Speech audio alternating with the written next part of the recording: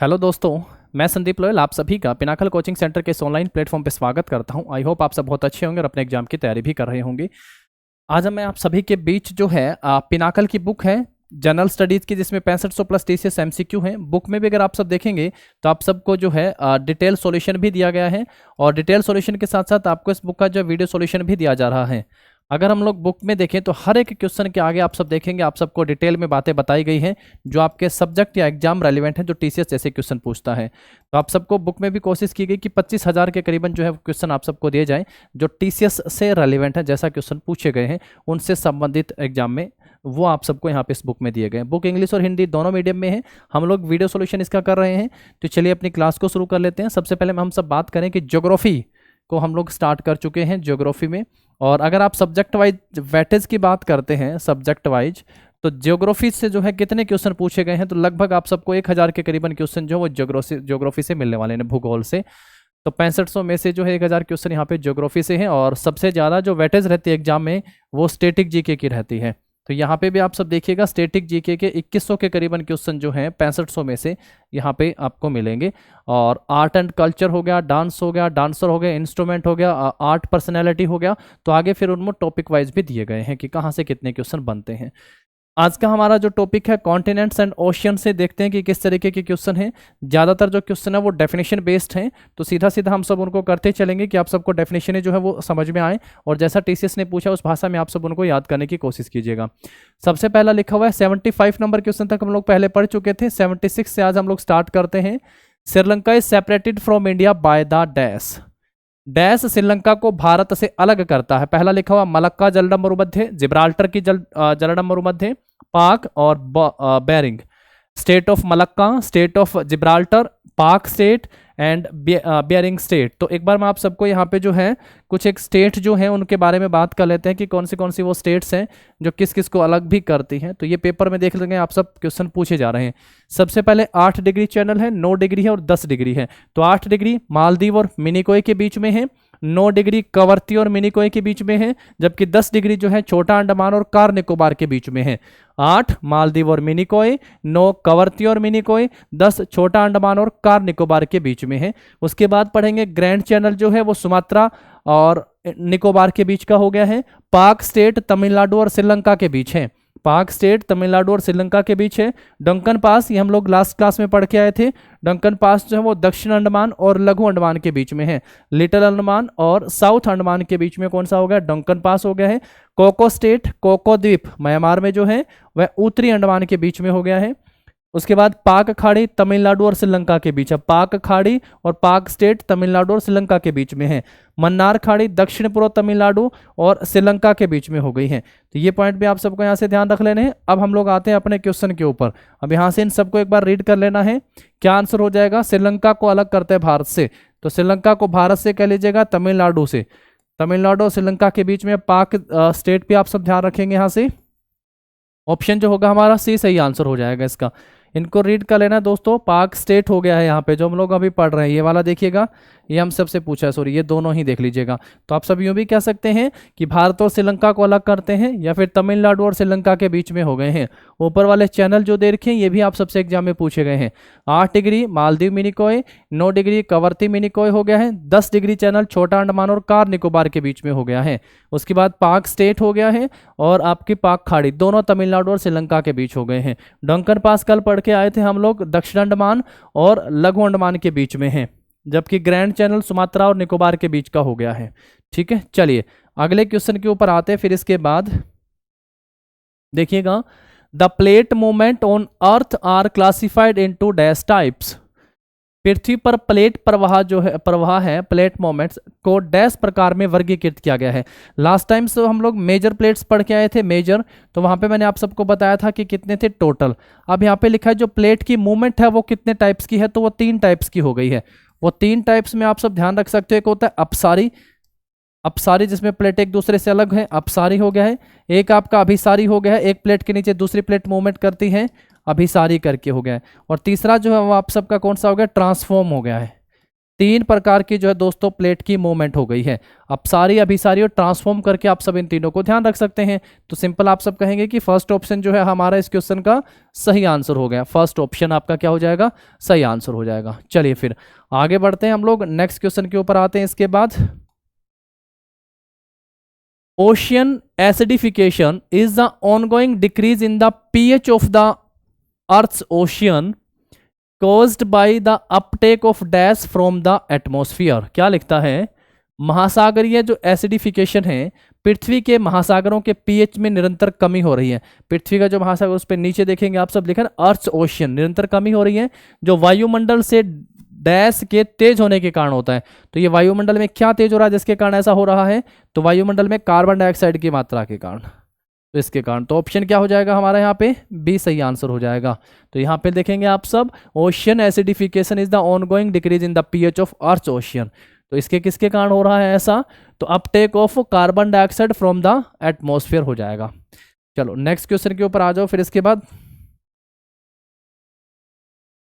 The lowest known point on earth is called dash which is present in Pacific Ocean। पृथ्वी पर सबसे निचला बिंदु जो है वो क्या कहलाता है, जो प्रशांत महासागर में मौजूद है। तो हम लोग हम लोग पढ़ के आते हैं मेरियाना गर्त पढ़ के आए थे। क्या पढ़ के आए थे दोस्तों, मेरियाना गर्त पढ़ के आए थे। कहाँ पे, प्रशांत महासागर में मेरियाना गर्त। कितनी गहराई हो गई है दोस्तों इसकी, तो 11,022 मीटर हम लोग पढ़े थे, 11,022 मीटर। जो पृथ्वी पर सबसे निचला बिंदु क्या कहलाता है, तो चैलेंजर द्वीप कहलाता है। ये क्या हो गए, चैलेंजर द्वीप हो गया है जो प्रशांत महासागर में मौजूद है। तो पूरे धरती के ऊपर सबसे गहरा पॉइंट जो है यही है मेरियाना गर्त, और सबसे हाईएस्ट जो पढ़ के आते हैं वो माउंट एवरेस्ट हो गया है, माउंट एवरेस्ट नेपाल में। चलो नेक्स्ट क्वेश्चन के ऊपर आ जाओ फिर इसके बाद। In coastal areas during the night wind blows from land to sea because. तटीय क्षेत्रों में रात के समय हवा जो है वो जमीन से समुद्र की ओर चलती है, जमीन से समुद्र की ओर चलती है, और रात को और दिन में बिल्कुल अपोजिट हो जाता है। तो कहता है कि इसमें क्या होता है, क्योंकि भूमि पर कम दबाव बनाया जाता है, भूमि पानी की तुलना में धीमी गति से ठंडा होता है। बिल्कुल, जो भूमि पर जो है, भूमि पानी की तुलना में धीमी गति से ठंडी होती है। तो ऑप्शन क्या होगा आपका, ये वाला ऑप्शन बी। एक लिखा भूमि की तुलना में जो है, भूमि की तुलना में धीमी गति से ठंडा होता है। बिल्कुल ऑप्शन जो होगा दोस्तों बी सही आंसर होगा, बी जो होगा वो सही आंसर हो जाएगा हमारा। क्या लिखता है देखिएगा, पानी जो है भूमि की तुलना में धीमी गति से ठंडा होता है। तो मतलब जमीन जो है वो जल्दी ठंडी हो रही है और पानी जो है वो बहुत धीरे ठंडा हो रहा है। इसलिए रात को जो हवा है वो किसकी तरफ चलती है, तो वो भूमि से पानी की तरफ, समुद्र की तरफ जो है वो हवा चलती है, इसलिए कम आपको पता है कि पानी जब उबालते हैं हम लोग तो गर्म पानी जो है वो कहाँ पे होता है बताओ जरा, ठंडा पानी ऊपर होता है कि गर्म पानी ऊपर होता है, क्या आंसर करेंगे। देखिए, which water is presented to the south of India. भारत के दक्षिण में कौन सा जल निकाय मौजूद है। जब आप भारत के दक्षिण में पूछा हुआ है आप सबसे, इस साइड हम लोग क्या पढ़ के आते हैं, अरब सागर पढ़ के आते हैं, अरब सागर पढ़ के आते हैं। आगे हम लोग पढ़ेंगे कौन सी नदियां जो है वो अरब सागर में जाके गिरती है। बे ऑफ बंगाल पढ़ते हैं, बे ऑफ बंगाल होता है इधर नीचे, दक्षिण साउथ हो गया है हमारा। इधर क्या पढ़ के आते हैं, हिंद महासागर है। क्या है दोस्तों, इधर हिंद महासागर है। तो मैप भी देखोगे तो आप सबको ये सभी पॉइंट नजर आएंगे, ठीक है। फिर हम लोग धीरे धीरे करके देखेंगे यहाँ से कौन सी नदियाँ हैं जो अरब सागर में आके गिर रही हैं, उन सभी नदियों के बारे में भी हम लोग पढ़ेंगे। और ये बहुत इंपॉर्टेंट टॉपिक होगा, इसमें सबसे ज़्यादा पेपर में क्वेश्चन पूछे गए हैं। लगभग 1000 में से 350 के करीबन क्वेश्चन जो है दोस्तों वो आपको इस टॉपिक से मिलने वाले हैं। जो नदियों वाला चैप्टर हो गया है हमारा, बहुत वास्ट, बहुत अलग अलग तरीके से पूछे गए हैं, वो बेस्ट हमारे लिए रहने वाला है। तो यहाँ पे सही आंसर क्या हो जाएगा हमारा, हिंद महासागर, ठीक है। ये तो आप सबको पता। तो अब कुछ डेफिनेशन है, एक बार उनको भी जरा देख लीजिएगा, क्योंकि टीसीएस ने पूछा है तो एक बार गो थ्रू वहां से भी आप सबको होना है, ठीक है। चलो नेक्स्ट क्वेश्चन के ऊपर आओ फिर इसके बाद देखो जरा। समुद्र के पानी का दिन में 2 बार लयबद्ध रूप से बढ़ना और गिरना क्या कहलाता है। तो इसको क्या कहते हैं भाई, the rhythmic rise and fall of ocean water twice in a day is called ज्वार। तो ज्वार भाटा पढ़ कहते हैं 2 बार गिरना क्या कहलाता है, गिरना और बढ़ना, तो ज्वार कहलाता है। लास्ट टाइम हम ये भी अभी भी क्वेश्चन आगे आएगा कि जो निम्न जो ज्वार भाटा बनता है वो कब बनता है और हाई जो होता है वो कब बनता है। अभी आगे भी इसके बारे में रिपीट किया गया है क्वेश्चन। देखो जनाब, निम्नलिखित में से कौन सा देश ध्रुवीय क्षेत्रों से संबंधित है? तो सबसे लंबी जो अगर आप सबसे पूछा जाए कि तटीय रेखा जो है वो किस देश की है और ध्रुवीय क्षेत्रों में शामिल कौन सा है, तो कनाडा जो है वो ध्रुवीय क्षेत्रों में शामिल है। ध्रुवीय क्षेत्रों के देश में आता है कनाडा। नॉर्वे भी हो गया ध्रुवीय क्षेत्रों में, कनाडा भी ध्रुवीय क्षेत्रों में हो गया है, तो ध्रुवीय क्षेत्र के देश हो गए हैं। तो ऑप्शन क्या हो जाएगा हमारा इस क्वेश्चन का? देखो ए जो होगा हमारा सही आंसर हो जाएगा। यहाँ पे एक बार नजर डाल सकते हो आप सब कि ध्रुवीय जो देश है वो कौन से क्षेत्र इसमें शामिल हैं। तो 8 क्षेत्रों में हम लोग बात करते हैं तो कनाडा हो गया है, आइसलैंड हो गया है, स्वीडन है, रूस हो गया है, ग्रीनलैंड है, जैसा मैंने कहा था नॉर्वे है, फिनलैंड, फिनलैंड की राजधानी हेलसिंकी, झीलों का देश किसे कहा जाता है?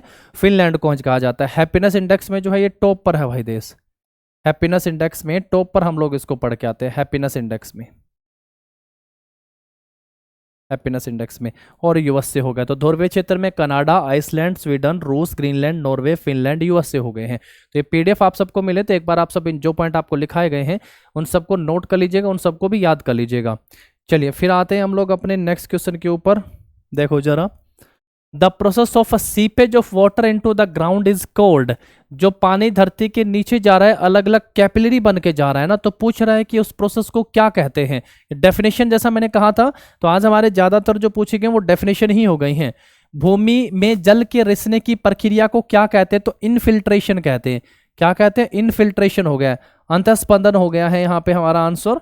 तो इनफिल्ट्रेशन, जो पानी सीपेज करके जो नीचे अलग अलग कैपिलरी बनती है, आपने देखा होगा जब बारिश आती है तो फिर जो पानी जिसके नीचे जाता है तो किसान फिर क्या कर देते हैं उधर अपनी जो क्या बोलते हैं उसको बुआई करते हैं जमीन की, ताकि कैपिलरी को तोड़ देते हैं, नहीं तो फिर वो पानी ऊपर आता रहेगा, है ना, इवोपरेट होगा, तो इसलिए उसको इस प्रोसेस को करना होता है। तो इनफिल्ट्रेशन प्रोसेस हो गया है हमारा यहाँ पे, जिसको भूमि में जल के रिसने की प्रक्रिया को कहते हैं। चलिए उसके बाद हम लोग आगे बढ़ते हैं, अपने नेक्स्ट क्वेश्चन के ऊपर आते हैं।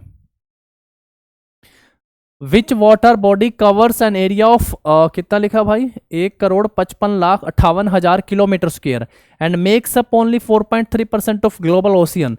कौन सा जल निकाय जो है 1,55,58,000 किलोमीटर स्क्वायर के क्षेत्र को कवर करता है और वैश्विक, क्या लिखा है दोस्तों, और वैश्विक महासागर का केवल 4.3% हिस्सा कवर करता है। सबसे ज्यादा तो आपको पता प्रशांत महासागर हो गया है, तो ये कौन सा हो गया दोस्तों? ये आर्कटिक ओशियन हो गया, आर्कटिक महासागर हो गया है। क्या आंसर कर देंगे हम लोग यहाँ से? ऑप्शन जो होगा हमारा यहाँ बी सही आंसर हो जाएगा। तो ये आर्कटिक महासागर के बारे में बताया कि 1,55,58,000 किलोमीटर जिसका क्षेत्रफल हो गया है, और जो ओशन के हिसाब से 4.3% जो वो कवर करता है। सबसे ज्यादा आप सबको पता कौन सा करता है? प्रशांत महासागर हो गया है। नेक्स्ट क्वेश्चन देखो फिर इसके बाद, विश्व का सबसे बड़ा महाद्वीपीय सेल्फ, कॉन्टिनेंटल सेल्फ जो है कौन सा है? तो जो बिल्कुल समुद्र के नीचे महाद्वीप का जो किनारा होता है ना उसको बोल दिया है। तो सबसे बड़ा पूछा है, भारत की सेल्फ है, हिंद महासागर की सेल्फ है, प्रशांत महासागर में सेल्फ है, या आर्कटिक महासागर की साइबेरियन सेल्फ है? तो बिल्कुल आर्कटिक महासागर की साइबेरियन सेल्फ जो है वो सही आंसर हो जाएगा। ऑप्शन क्या होगा? डी सही आंसर हो जाएगा। तो विश्व का सबसे बड़ा महाद्वीपीय शेल्फ जो है वो आर्कटिक महासागर में साइबेरियन सेल्फ हो गया। 3-4 क्वेश्चन है यहाँ पे, ये सारे के सारे डेफिनेशन बेस आप सबसे पूछना चाह रहा है। नेक्स्ट क्वेश्चन देखो फिर इसके बाद, which outside layer of the earth is less dense thick and andesitic to granite composition. पृथ्वी की कौन सी बाहरी परत जो है वो ग्रेनाइट संरचना के लिए कम घनी, मोटी और एंडेसिटिक होती है?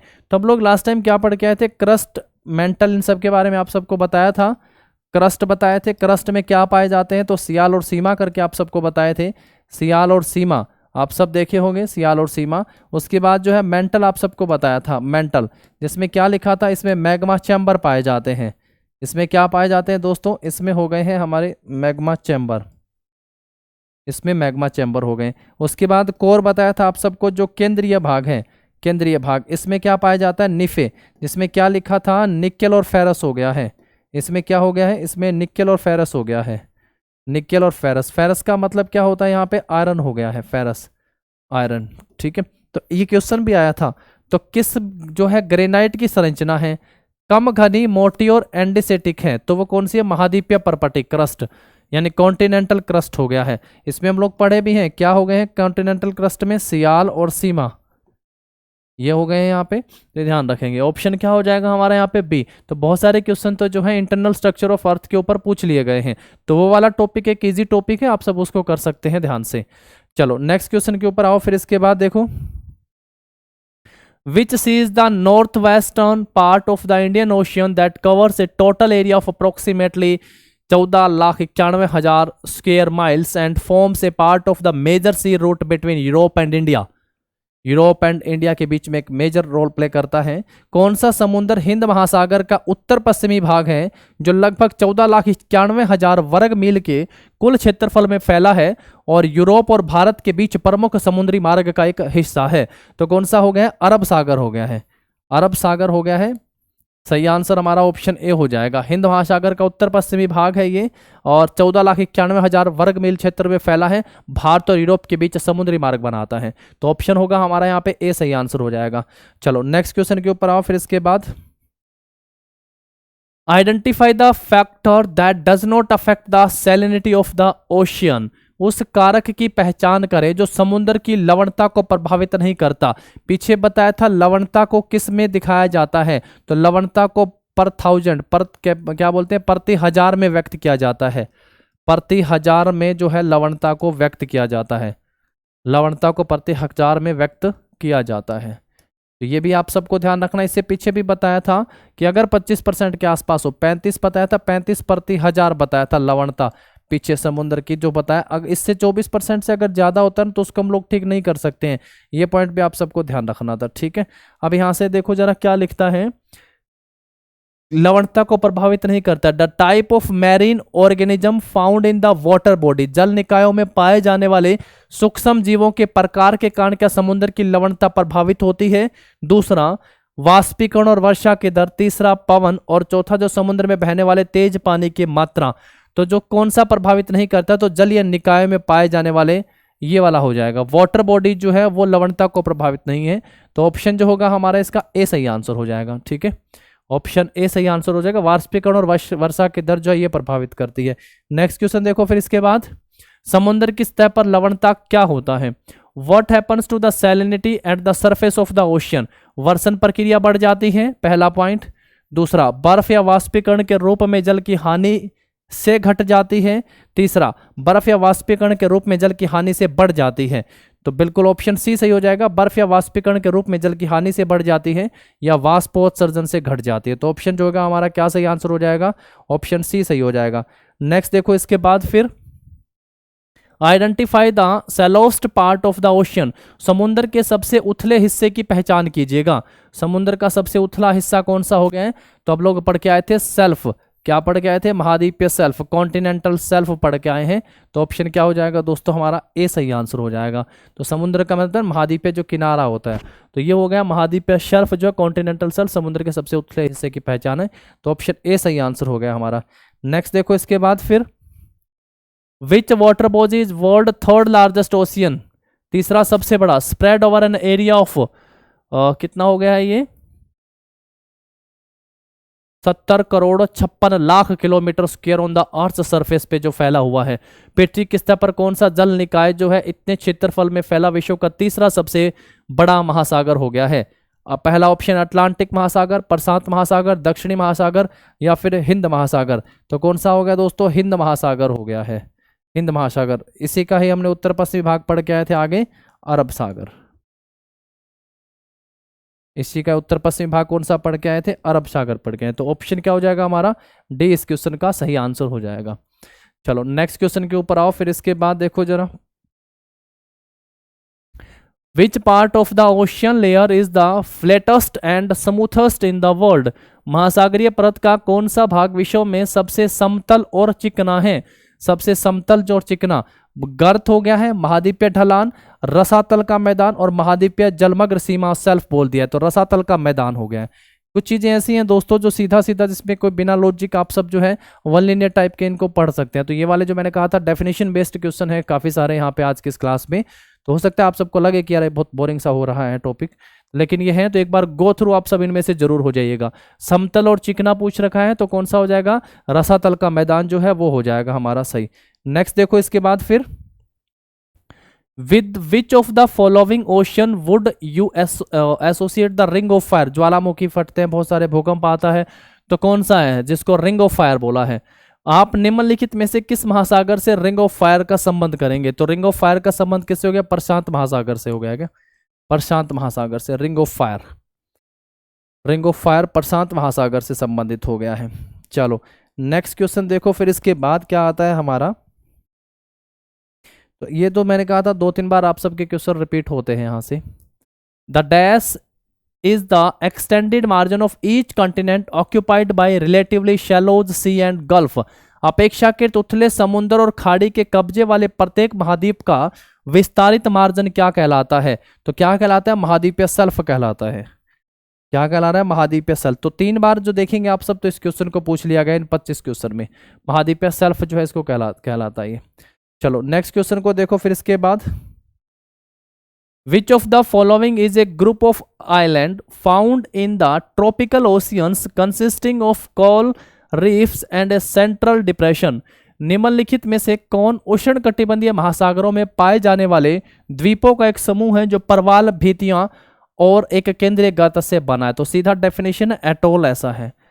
एटोल जो उष्णकटिबंधीय महासागरों में पाए जाने वाले द्वीपों का एक समूह है जो परवाल भीतियां और केंद्रीय गर्त से बना हुआ है। तो देखो मैं कह रहा था डेफिनेशन से आ रहे हैं, सीधा इन डेफिनेशन को आप सब पढ़ लीजिएगा। चलिए नेक्स्ट क्वेश्चन पे आइएगा, फिर इसके बाद जो है हमारा आगे फिर से इस क्वेश्चन का आंसर क्या हो जाएगा दोस्तों? निम्न में से कौन सा समुद्र का सबसे उथला भाग है जो 1 डिग्री या उससे भी कम औसत प्रवणता दर्शाता है? Which of the following is the shallowest part of the ocean showing an, यानी जहां shallowest part आपसे पूछे ना उथला हुआ, आंसर क्या होता है? महाद्वीपीय शेल्फ।